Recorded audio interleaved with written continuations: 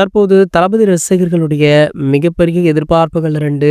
ஒன்று ஜனநாயகன் திரைப்படத்துடைய ரிலீஸ் மற்றும் ஒன்று தமிழக சட்டமன்ற தேர்தல் எப்போது அப்படின்றது தான். தமிழக சட்டமன்ற தேர்தலுக்கு இன்னும் ஓரிரு மாதங்கள் தான் இருக்கு. அதற்குள்ளாரையே ஜனநாயகன் திரைப்படத்தை ரிலீஸ் பண்ணி ஆக வேண்டிய கட்டாயத்திலுமே இருக்காங்க. அதற்கு மிக முக்கிய காரணம் என்ன அப்படின்னு பாத்தீங்கன்னா, இந்த திரைப்படத்துல அரசியல் சார்ந்த பல விஷயங்கள் இருக்கு. அதாவது இந்த திரைப்படம் ரிலீஸ் ஆனா தளபதி விஜய் அவர்களுடைய அரசியல் வாழ்க்கைக்கு ஒரு நல்ல பக்கபலமாக இருக்கும் அப்படின்றத கருதி படத்துல நிறைய விஷயங்களை ஆட் பண்ணிருக்காங்களா. ஆகையால இந்த படத்தை எப்படியாவது தமிழக சட்டமன்ற தேர்தலுக்கு முன்பாக ரிலீஸ் பண்ண வேண்டிய கட்டாயத்திலுமே இருக்காங்க. சோ அதன்படிதான் பாத்தீங்கன்னா சமீபத்துல இந்த கேஸ வாபசுமே வாங்கினாங்க. இந்த நிலையில தற்போது இந்த திரைப்படம் மறு தணிக்கைக்குமே அனுப்பப்பட்டிருக்கா. இன்று இதனுடைய ரிசல்ட் வெளியாக இருக்கு. அநேகமாக இன்று மாலை இதற்கான அறிவிப்பு வெளியாகும் அப்படின்னு சொல்றாங்க. சோ அப்படி ரிசல்ட் வெளியானால் படத்திற்கு யூபிஏ சான்றிதழ் தான் கொடுப்பாங்க.